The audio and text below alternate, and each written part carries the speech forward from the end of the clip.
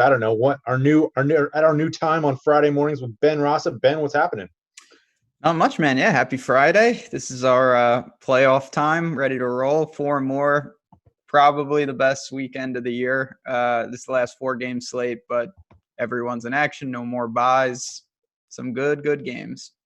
Yes, this is the best weekend of the year, I think for sure, right? Like there's the thing about wildcard weekend is like I get excited about it. It's a great weekend in football, but it's basically like lambs to the slaughter, right? Like you know that whoever comes out of that weekend, they're probably not going to be advancing. Whereas in this weekend, like, anything can happen, and the winners obviously have a pretty good chance of making the Super Bowl. So, it's a fun week.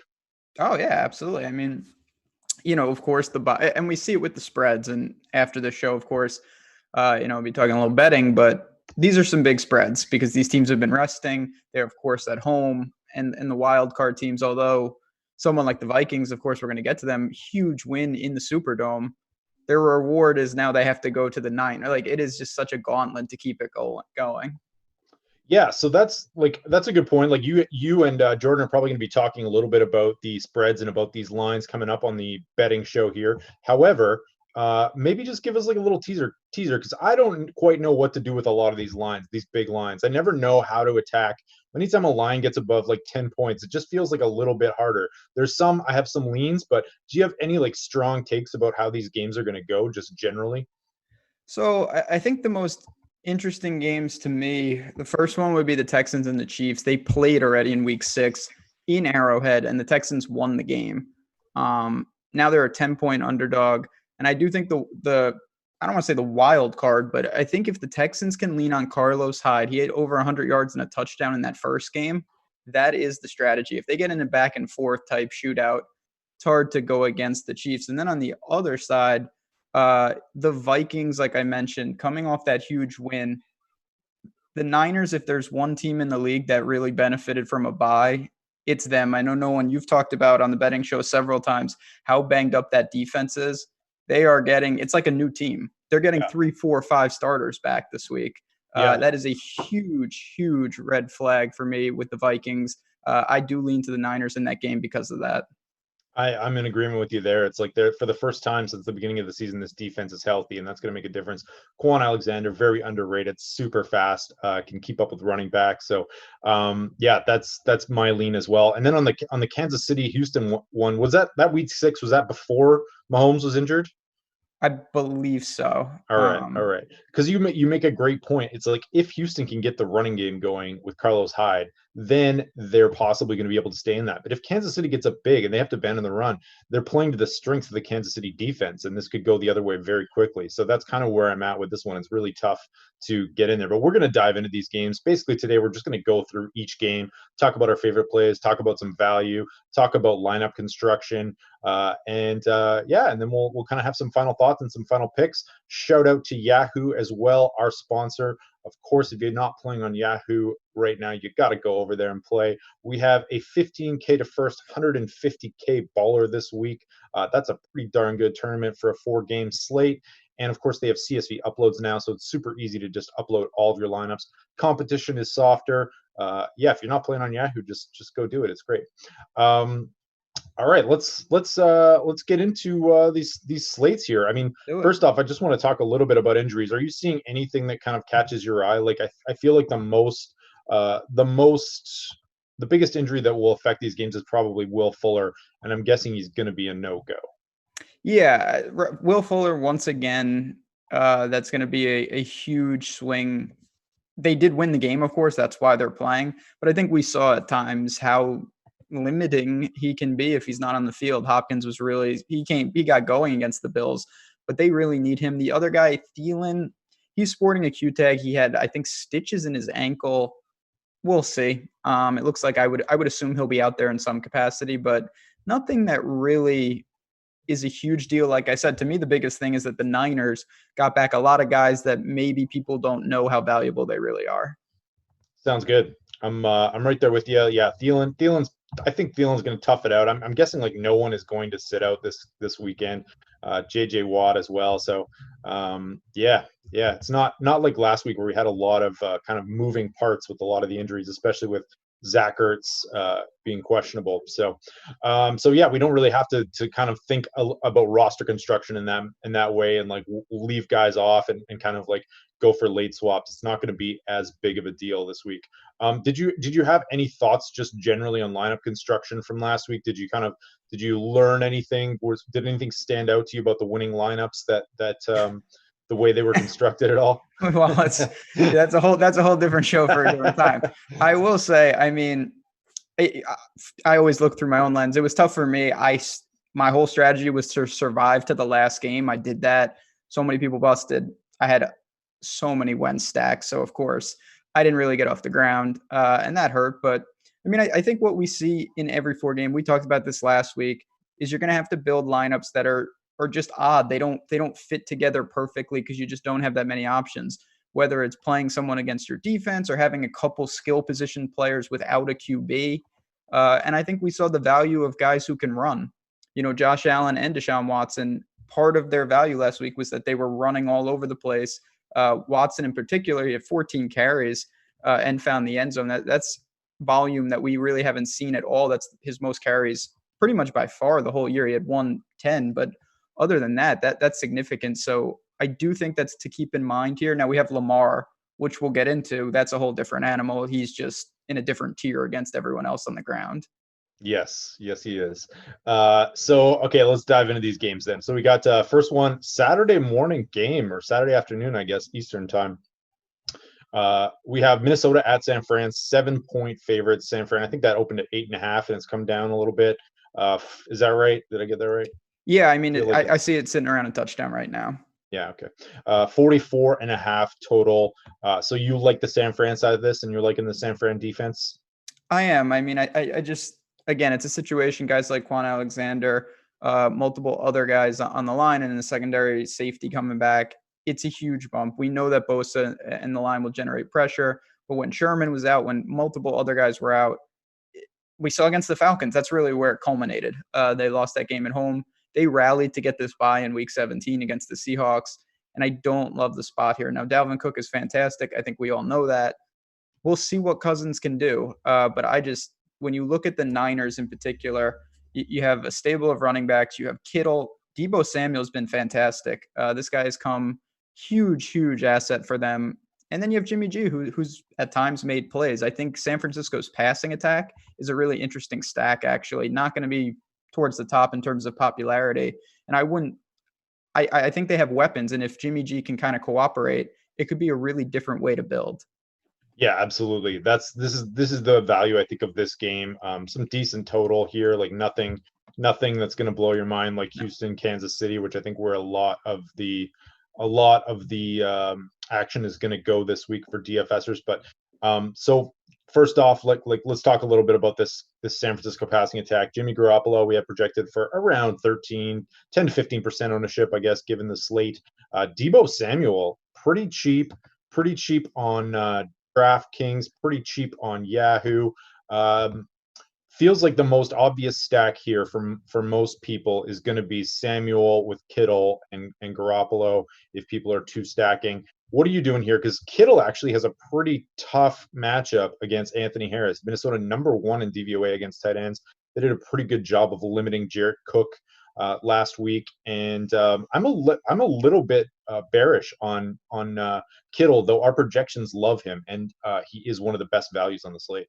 Interesting, yeah. See, what you said is absolutely true. It is a tough matchup. He is one of maybe only 2 or 3 guys in the entire league where he's just a different breed. You don't see people like Kittle week in and week out. Yep. And I just think that with his abilities, with his volume, he's seen 40 targets over the past 4 weeks. He had a 17 target game, which obviously skewed it, but still, he's going to see the work. The price is reasonable. And I'm in 100% agreement. Jimmy G to Deebo and Kittle is going to be a popular 3-man stack. So, of course, you have Emmanuel Sanders, who's also there in the mix. The running backs are really tricky. It seems like each one of them has had their moment, whether it's Coleman or Mostert, even Breida at times. I don't know what I'm really going to do there. If I'm going to incorporate them into Niner stacks, I would say probably not at first glance. Yeah, this backfield has just been been super difficult to figure out here, and you just never know who's going to go off in a given week. Manny Sanders, just like he's been good, but he hasn't like since his like 30 point or whatever it was fantasy performance in like week 12 or something. He hasn't really done that much, right? He's kind of had like anywhere from 4 to 6 targets, not really getting the those kind of huge games that I think Debo Samuel's just kind of become like one of the focal points of this offense. So it can make sense, but if you do want to go to the Sanders route, you're getting a pretty big discount on ownership, right? Do you have a lean on any of these running backs? Mostert looks like he's kind of getting about 10 carries per game, depending on the situation. And then you have like Coleman and Breda, who are kind of like at the 5 carry mark. So you're basically, if you're rostering one of them, you're kind of hoping that they just really get lucky and break one off. It's not really, I think they're viable. Like if you have a lineup that you really like and you want to punt, then you can pop one of these guys in. But for the most part, like Mostert seems overpriced for his workload, and these guys seem like basically like flyers at this point. Yeah, I mean, you're getting, just looking specifically at DraftKings, it's a significant. Mostert is 5,800, and the other guys are 35 and 33. So I can't really justify. It's not a dominant workload for him, regardless. Don't think I can pay that. And then you're right. The other two, you're going to have to make the most of maybe 5 to 7 touches.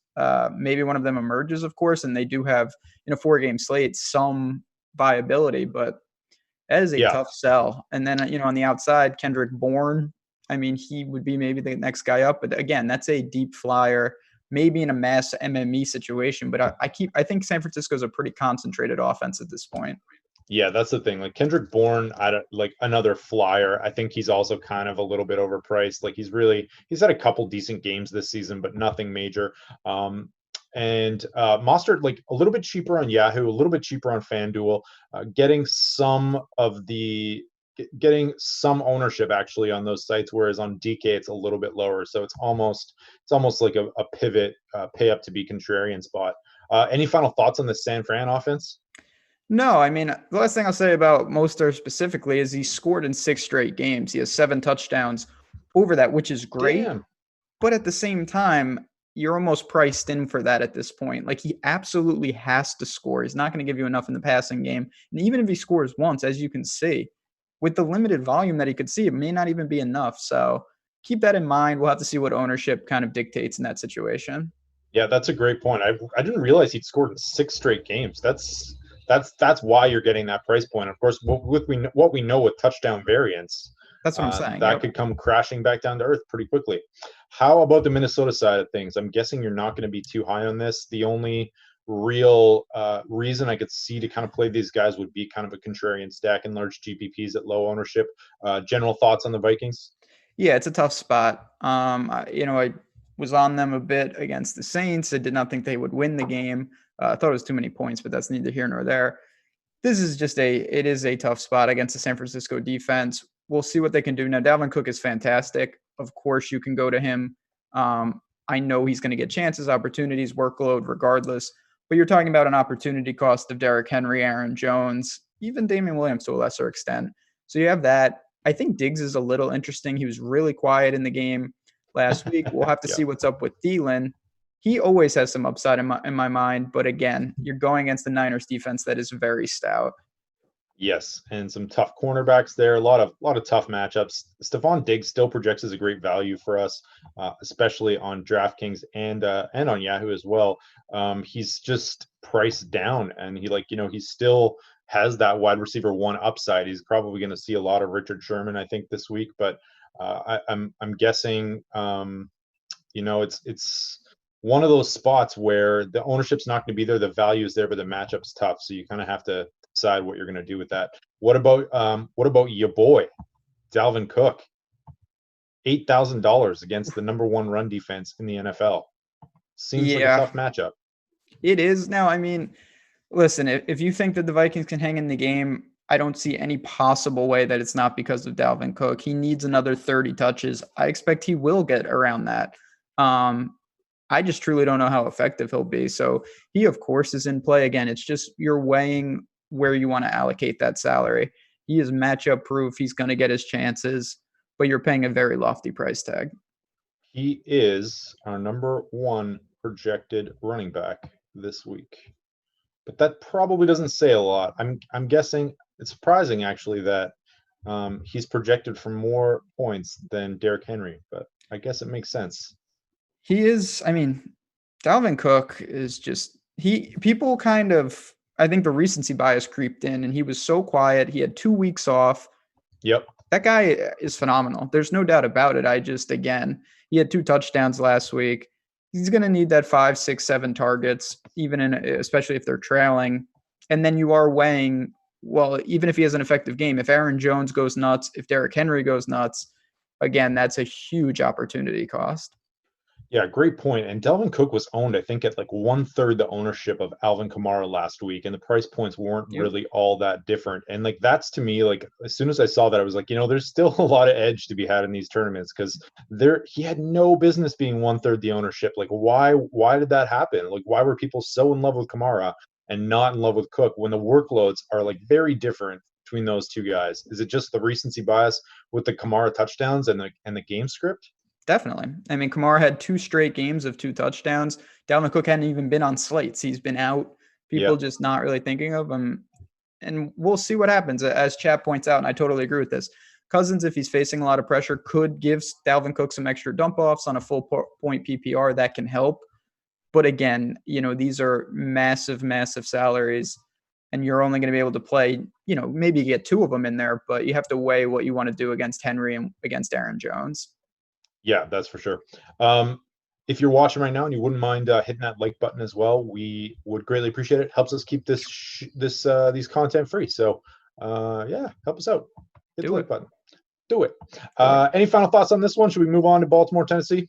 Yeah, let's move on. This is, I think this is a pretty straightforward game. We'll see what's up with Thielen, but not a lot to say on this one. All right. This is a tough one. I have not had a great read on Baltimore all year. Been probably fading them a lot more than I should have.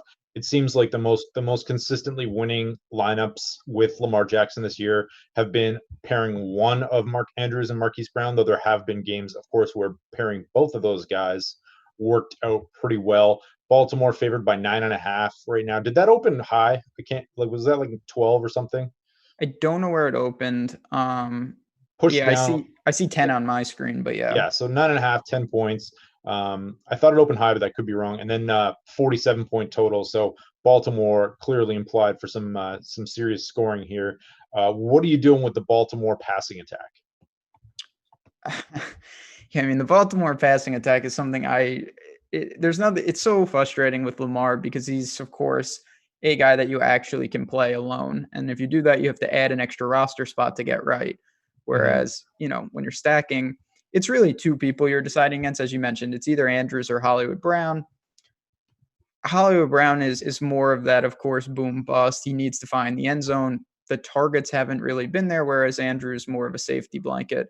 So looking at the salaries, I think I'd probably lean a little to Hollywood, even though the volume is not as secure, or just run Lamar by himself and hope that he gets $150 and a couple scores on the ground. Can you, like, Marquise Brown, way too cheap on DraftKings, right? He really is. That's what I'm saying. Like, you have to embrace that. His floor is non-existent. You know that. But this is a guy that can just break a slate. Couple catches, 60-yard touchdown. That is very live in terms of game script and in terms of how he really plays. Yeah, so that's like to me, he kind of reminds me of like maybe Tyreek Hill a couple years ago before he was Tyreek Hill, where people were like, he was delivering outlier performance after outlier performance, and people were like, he's going to regress. And sometimes they're just like natural outliers, right? And he might be one of them. And so, yeah, it's a boom bust option. But at that price point in GPPs, he's not getting a ton of ownership here, which is really shocking to me. So I don't know about you, but I'm going to be massively overweight on him. And I think I will have some straight up Lamar Jackson to Brown stacks to go along with also some double stacking with Mark Andrews as well. Absolutely. I mean, you kind of know what you have to do. I have no interest in trying to find a third pass catcher. No. I do. Go ahead. I do think that Tennessee is equipped. I want to, make sure that not that they're going to slow Lamar or stop Lamar, I should say, but I think they're equipped to slow him. Yeah. I like the way this team plays. We know what they want to do. they're going to lean on Derrick Henry as they always do, and they're going to try to do what they did to New England, which is put up, I don't think 14 is the goal, but maybe 20 points and hope that they can keep it really low scoring again. It's going to be tough, man. Yes. Do you have any Willie Snead love? Boy, I Seth don't Roberts? think Nothing? The problem there is just, you look at Snead. If he's going to see 5 targets, of course I would. I just don't think that's going to happen when they're back to full strength.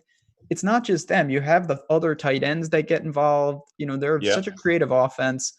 One thing we didn't mention at the top of the show, and it's my fault, is Mark Ingram is another injury we have to monitor.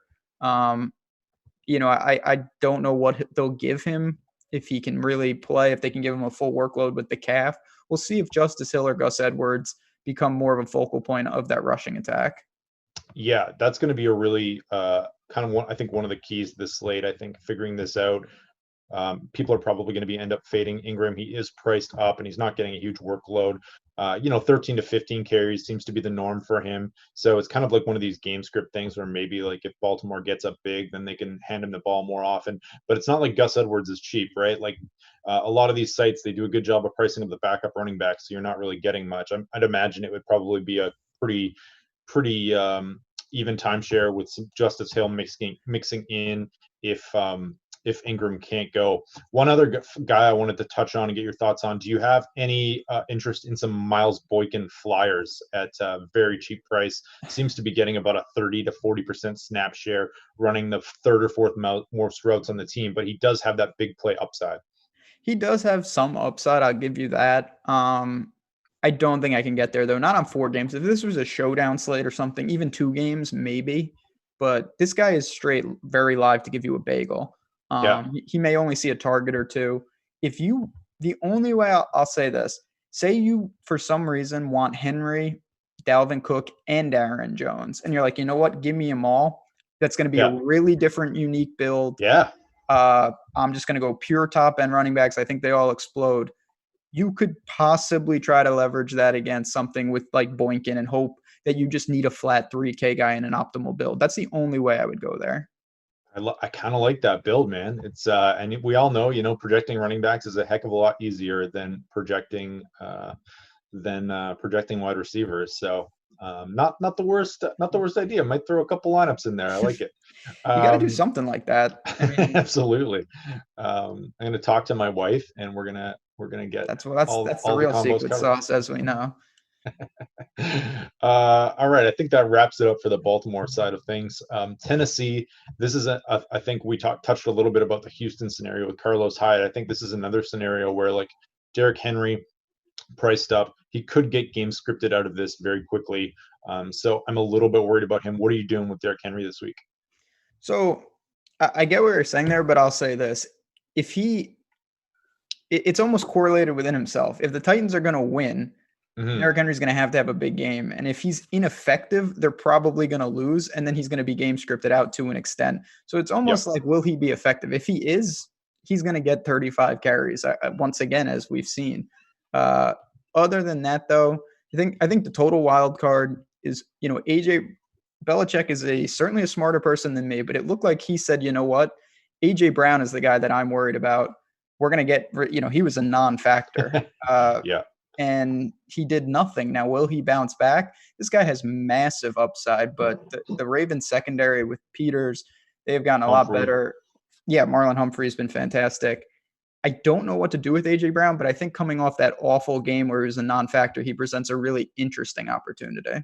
Yeah. It's man, I like that call as well. And I think like if you're building some game stacks here and you're popping in some like Lamar Jackson double stacks and you want to bring back option on Tennessee, maybe do you agree with this point? I would probably not have Derrick Henry as the bring back option very often because it just doesn't feel like both Lamar Jackson and that passing attack are going to go off and Henry's going to go off. The only way I think that work, there's a couple of reasons why I agree with you. One, I think most people will run it back with Henry because he's the obvious option, and 2, if Derrick Henry has a big game, I think the game is very live to go under and underwhelm. Like he's almost an alpha to an extent that the entire game is negated besides him. Whereas if Lamar is going nuts, that opens it up for all sorts of weapons on Tennessee. I guess Henry could break runs if he's running it down their throat, but I really don't see that. I feel like he's more part of a methodical game where it's a 20-17 type game, and he's really the only one that emerges. Yeah, that makes a lot of sense. And this is, I think, one of your great strengths of DFS, Ben, is like you're really good at kind of contextualizing the game and building lineups around certain game scripts. So I like that analysis a lot. I think people should be factoring it in when they're building this week for sure. Tennessee passing attack. You said you like AJ Brown. Anyone else? Like, are you going to have some contrarian Tannehill stacks with Jonu Smith or someone like that? I don't know. Corey Davis from the clouds after he bageled 30% of the field. So I was with you, man. Was it you or no? It was Sal Vetri who was really early on the Corey Davis fade, and I piggybacked on that and had almost no Corey Davis. So yeah, I went to Tajay Sharp because I'm a UMass guy. What can I say? Not that he was any better. Nope. I may look to Tannehill again. I think that's not going to be a popular stack. Most people are going to go to Derrick Henry. And they may be forced to throw. I certainly think if the game is a shootout, you're much better off targeting, the passing attack than a guy like Derrick Henry. I'm not sure, as I just mentioned, how that game script really unfolds. So this game, I think, is the one with the biggest range of outcomes. I think it could be easily the ugliest or one that really surprises us. So that makes it interesting from a DFS standpoint, no doubt. Absolutely. Anything else? Anyone I missed in this game? Anyone we haven't talked about? No, I mean, I think we have so many viable tight ends on the slate. Last week was a dumpster fire. We had the Ertz news and Goddard, but we didn't have much to say. Someone like Jonnu Smith is really going to be way less needed than he was last week. He was kind of important just because there weren't that many options. So not a ton else to say. Keep an eye on Mark Ingram's status. Yeah. Definitely. All right. Let's talk about some promos here before we get into the second half of the show, and we will break down the Sunday games. We got loads of exciting stuff going on with PGA right now. PGA starting up pretty quick. I'm already getting ready for the Phoenix Open. My lineups are dead this week, but too much Doc Redman. But PGA giveaway, we have you can win a free Awesemo Golf yearly pass, $250 value if you can guess who will be the second round leader of the Sony Open today. Colin Morikawa, is that who we're guessing? It feels like I hope not. Feels like we're going to be competing with 20 other people or 200 Daniel other people. Berger. Daniel Berger. All right. Go pop in Daniel Berger. So just follow Awesemo.com and Awesemo Golf. And then you can also use promo code PGA2020 to get a $1 Awesemo Plus Golf Weekly Pass. Maybe tell us a little bit about what we've got for golf right now. We got some new features. Are you pumped for the real start of golf season? I certainly am. Yeah. I mean, we have absolutely built some things up behind the paywall in addition to, the articles and videos and Slack, which are super helpful. We have some tools, your leverage tool, which is a great thing to look at, ownership projections. We're going to be adding in some shows, and we're actually going to be bolstering some things even on the betting side, just to identify maybe where Vegas is leaning for some of these guys and how that correlates to the pricing.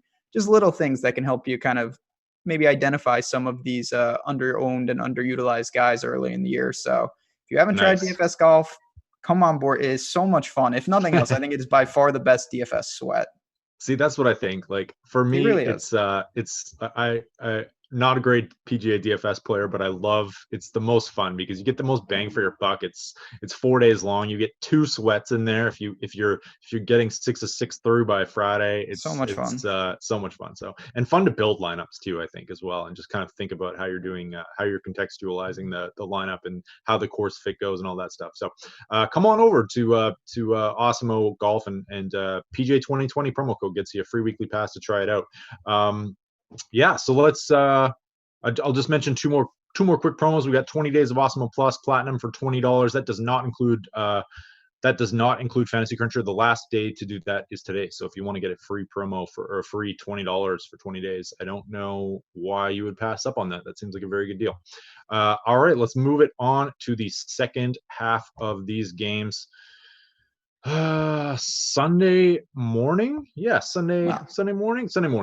Houston 3:05 Eastern. What's that? Yeah, 3:05 Eastern.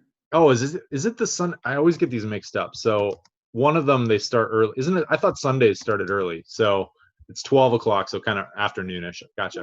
Yeah. Houston at Kansas City, minus 9.5 points for Kansas City.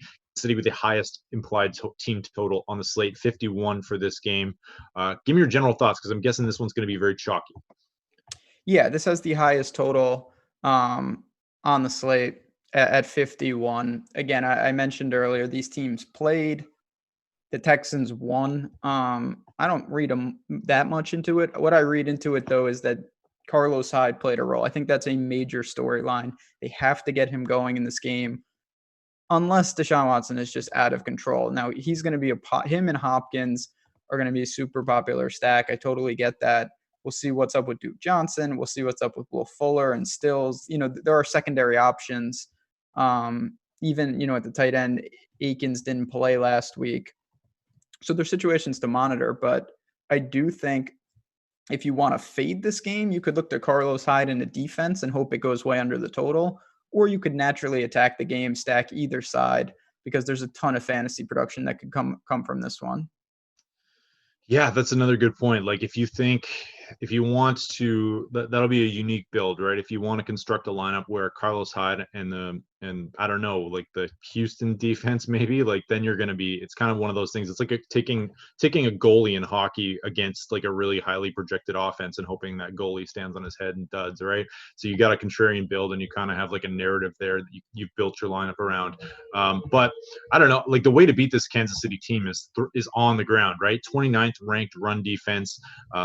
But my concern is if this Kansas City offense is able to get going, that Carlos Hyde will get game scripted out. Oh, absolutely. I want to be clear. That is I'd say likely. But what, everyone is always, even on 4 games, it's like, what's the game to stack? What's the game to stack? If you can fade the right game, that's just as valuable.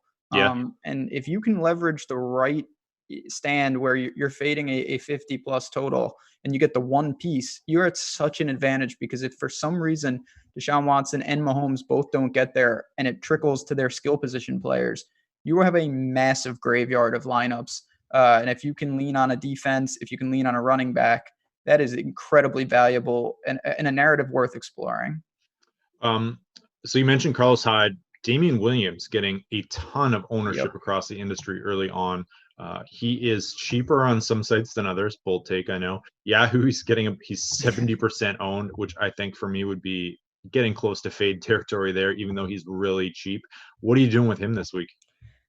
So I'm actually probably going to take a somewhat aggressive stand and come in underweight. I get it. I think he sets up well, but this is still a backfield that is somewhat crowded. It's a team that can do a lot of different things.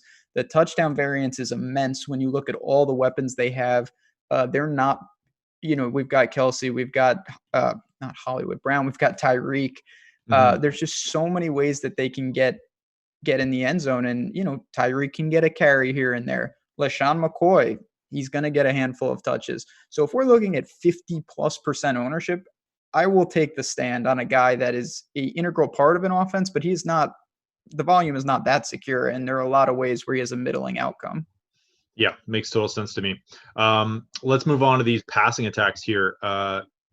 Mahomes, Kelsey, Tariq, that's going to be the most popular stack on the entire slate. Yep. Where are you going to land on this one? Are you going to do you think it's a better idea to mix and match, go with one of them? Do you think I chase this stack more than I probably should? It hasn't really panned out this year. Probably lost more money on this team than any other team in the league. But once this breakout performance of this offense has got to happen at some point, right?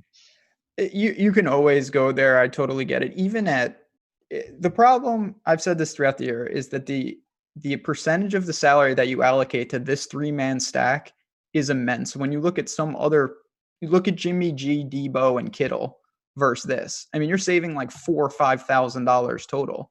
That's massive. I mean, that's the difference between like Miles Boykin and Aaron Jones in a flex. Think about that. And this is the kind of stuff that you have to weigh when you build. So I get going to this massive Chiefs stack. If you want to swap in a guy like, Burner with Hardman or Sammy Watkins, I get it. Certainly people are going to use Damian Williams in these stacks as well. You can mix and match, but you can also try to leverage against the Chiefs stack by either having a one-man where you hone in on Kelsey or Tyreek Hill, or bringing in a cheaper option. So really everything on the board in this one. Yeah, yeah.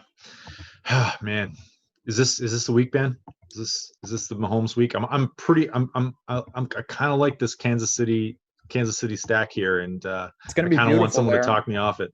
No weather issues whatsoever in Yeah, Arrowhead. Um, I, you don't need to convince me about Mahomes. I've it's amazing how good he is. I really thought that not that he wouldn't be good, but I cannot believe he doesn't throw more picks. Just knowing him from what he was in college, the guy's fantastic. So we will see. It's just, again, percentage of your salary that you're using with your 3-man stack and your run back option, because so many people are going to want to do that and then bring it back with DeAndre Hopkins. That is a massive allocation of salary.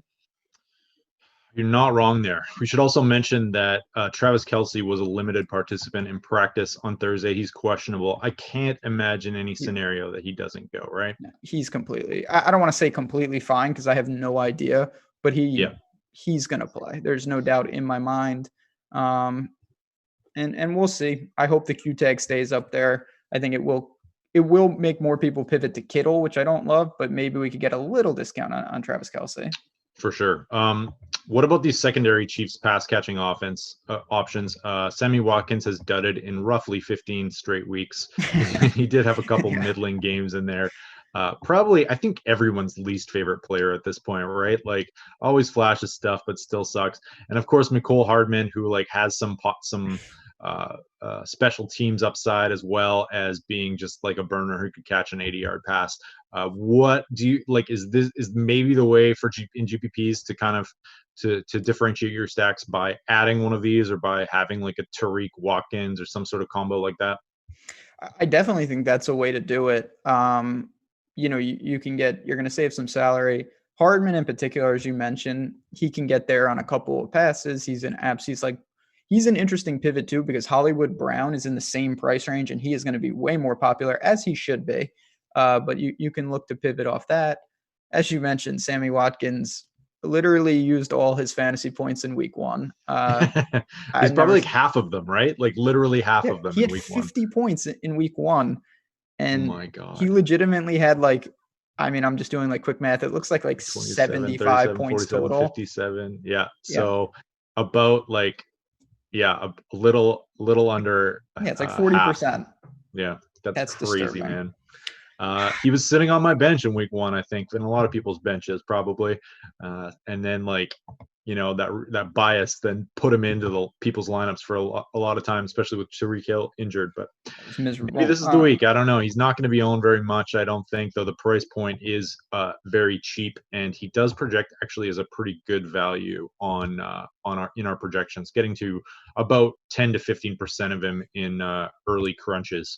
Um, Houston passing attack. Will Fuller, the big question mark. Don't like this offense nearly as much. I don't think that's a hot take or anything. Without Will Fuller there to take the top off the defense, Kenny Stills also questionable, limited participant. I think he'll probably end up going. I'm guessing. I would be surprised if Fuller went, and he's not going to have any ownership because people are just going to be afraid of him leaving the game. So what are you doing with the passing attack? If Will Fuller goes, is he a contrarian bring back option with some huge upside?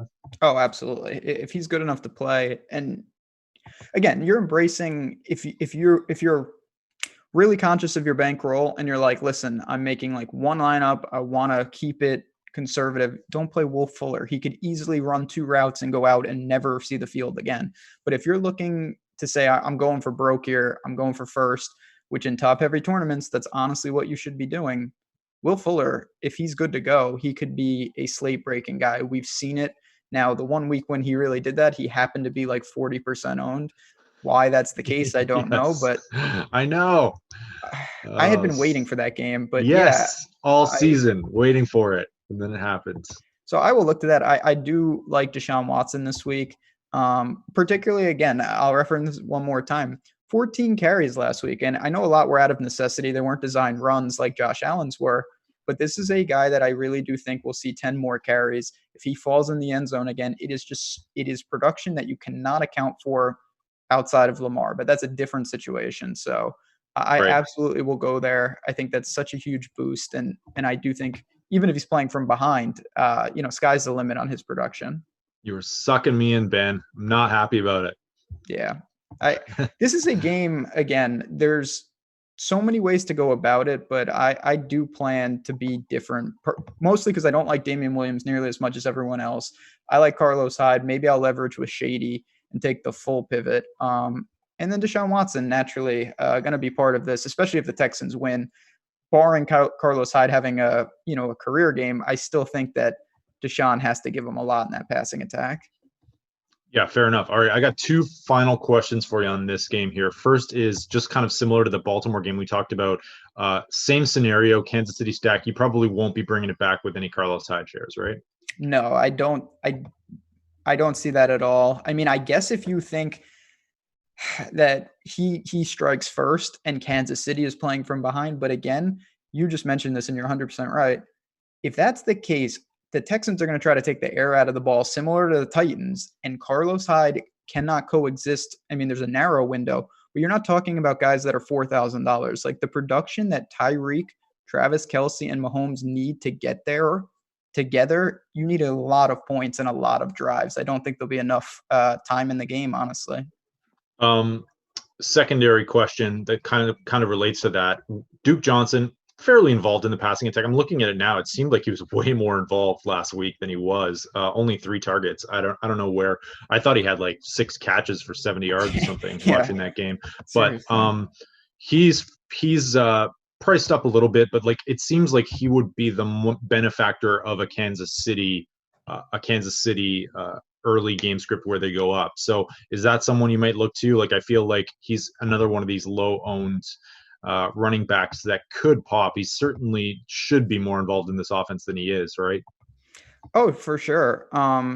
We know what the game script that he needs. I wish he was a little cheaper. His value is on a full point PPR site, but the thing I like about him is you can use him with Deshaun Watson. I did that last week, Yes. and I will do that again. You can use him in 3-man stacks with Deshaun and a pass catcher, and that's totally fine. You just have to hope they fall behind.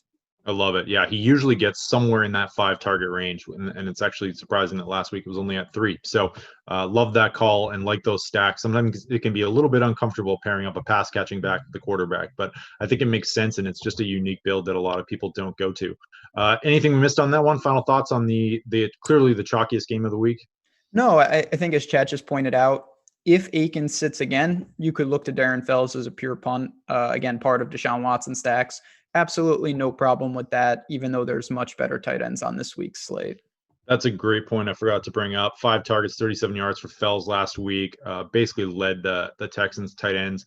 And Akins is still questionable, limited in practice, probably doubtful, I would say, if I was a bet man. So that's a good punt play that I think you're going to catch some people off guard with, especially with Mark Andrews, Kelce, and Kittle taking up such a huge share of the tight end ownership this week.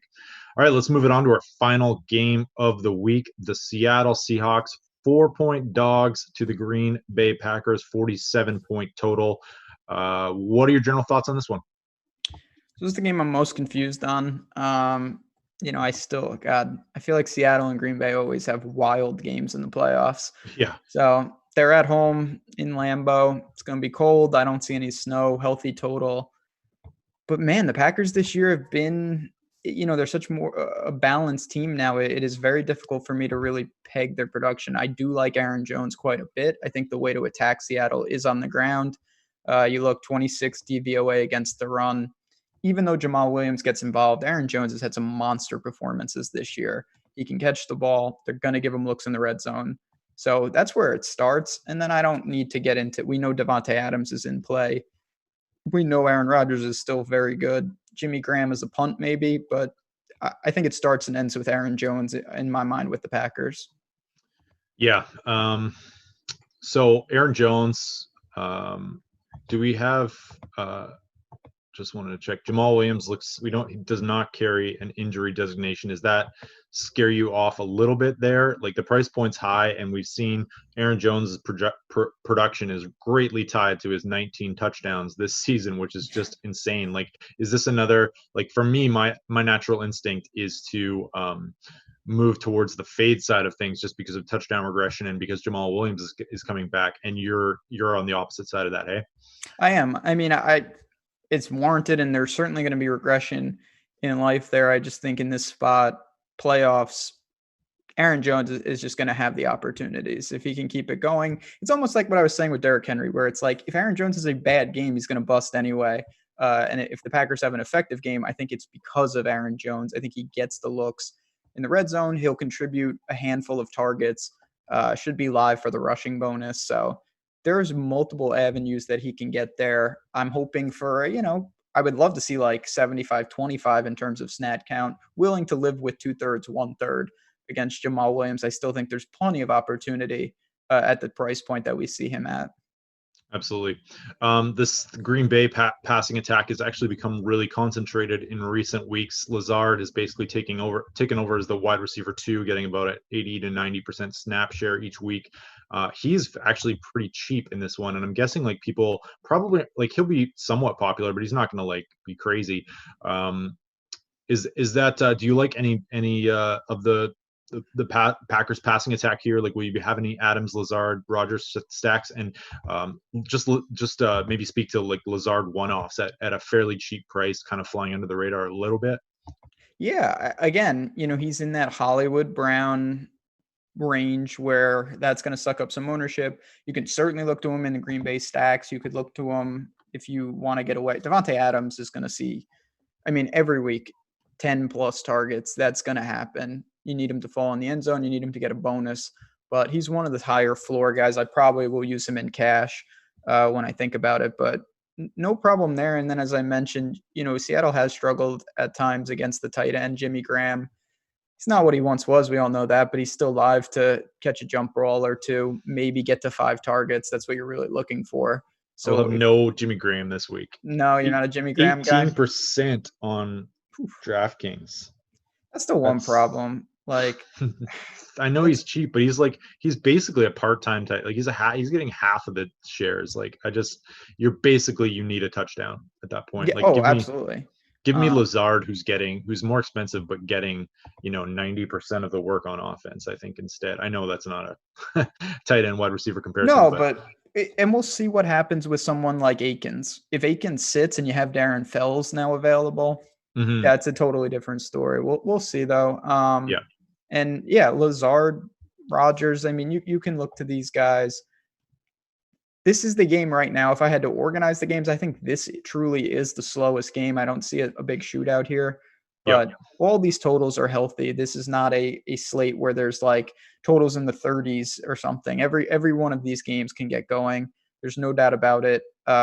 Honestly, you can make a case for all 8 quarterbacks, a real case. And I wouldn't fault anyone for any of them. So that is a really interesting wrinkle to this 4-game slate. Yeah, for sure. So, and one of the things I noticed about this game as well, maybe kind of switching over to the Seattle side a bit, but well, first off, the Green Bay passing attack, Seattle's pass rush is pretty terrible. It's pretty weak. And like Jadeveon Clowney is a one-man wrecking crew, but other than that, they rank like near the bottom third of the PFF and DVOA pass rush grades, going up against the fourth best pass blocking unit as well. On the flip side of this, Seattle has horrible pass blocking, and Green Bay has the 5th best pass rush in the NFL. Is this another scenario? We didn't really get to see this play out against the Eagles because Wentz left, but is this another scenario where it seems like Seattle's going to be continually outmatched in the trenches on both sides of the ball week in and week out in these playoffs? I hope. Not a Seahawk guy. I really like the Eagles. Yeah, I do. So the thing is, they have Russell Wilson, who is the great equalizer.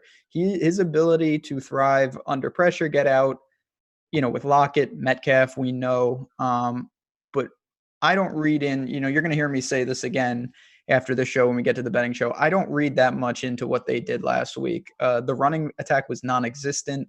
Homer was nothing. I thought he could give them something. Terrible. He certainly did not. He had 12 yards on 11 touches. 11 carries, I should say. That's not going to fly against Green Bay. It really isn't. They can force turnovers. We'll see what they do on the outside against Metcalf and Lockett. Of course, those guys are fantastic, but I am with you. There's a distinct advantage up front for the Packers.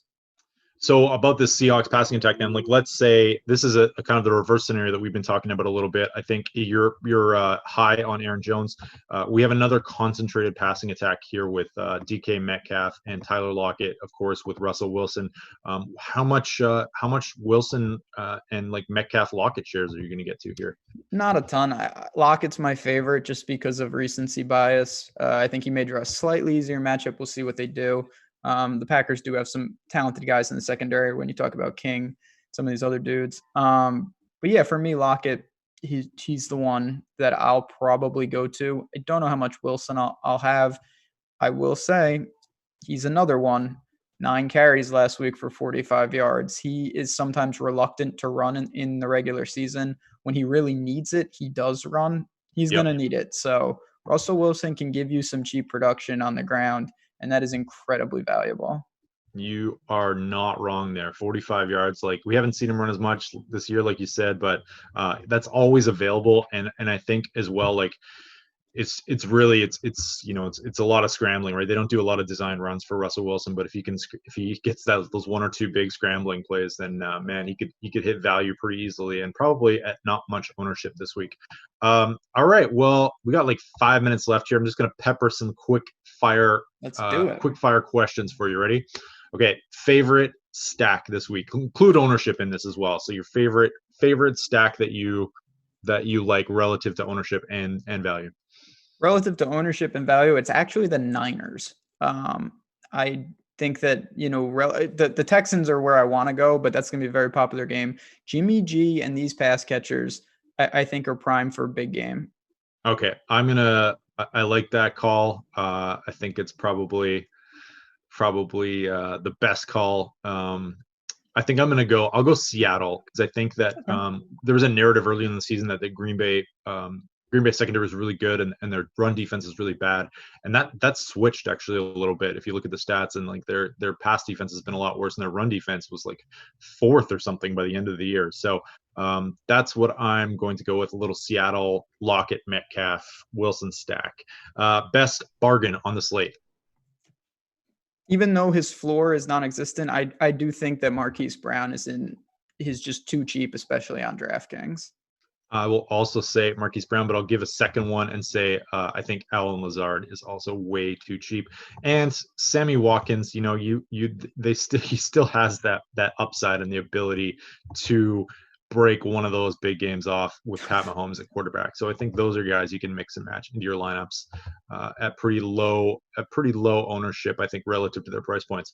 What do we go? I get sleeper bargain best. Okay, favorite contrarian stack at like low ownership. So I think for me, I'm going to have to repeat it. I think the Niners that's what I'm going for there. Now, if ownership doesn't dictate that, maybe I'll look to like a Tennessee, but I don't want to grasp at too many straws. I think if I can get the Niners in the teens, that is something I'll roll the dice with. I don't know what the ownership's like, but I also like a Green Bay passing attack. Aaron Rodgers, Devontae Adams, Allen Lazard. That's a concentrated trio right there. Adams not getting a huge ton of buzz this week, but that passing attack could be a nice pivot off some Aaron Jones chalk as well. That is going to do it for us. We got 2 minutes left before the betting show with yourself and Jordan Frank. After that, Osimo himself and I will be breaking down the slate on Yahoo. Then we have On the Contrary with Steve Buzzard, I believe, joining. Let me just double check that and make sure.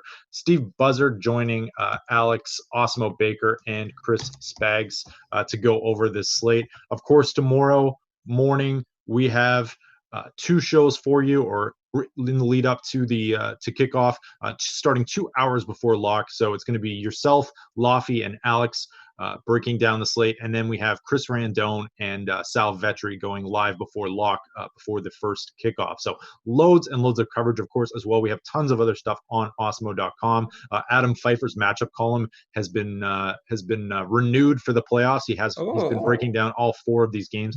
It's the best, most in-depth column you're going to read all week, and it's a lot easier to get through without 16 game slates like week 17. Doesn't take you 4 hours to delve through all of the nuggets and great information in there. So it's a much quicker read, and I would recommend you going over and checking that out as well. So any final thoughts here? Anything you want to shout out, Ben? No, I hope if you guys are around, you'll stick with us because the betting show is coming up. We're going to talk these games from a betting perspective. I will be talking Clemson LSU. I don't care if anyone wants to hear Oh, that, but I guess you got to tune in to you find got to out. tune in. What do you mean? I can't give away the goods now. So that's going to be a lot of fun. Certainly, as Nolan already talked about, we have some really cool promos. We hope to see you guys in Slack soon, and we really do appreciate you hitting the like button and stopping on by. Yeah, hit that like button. Thanks, guys. We'll see you soon.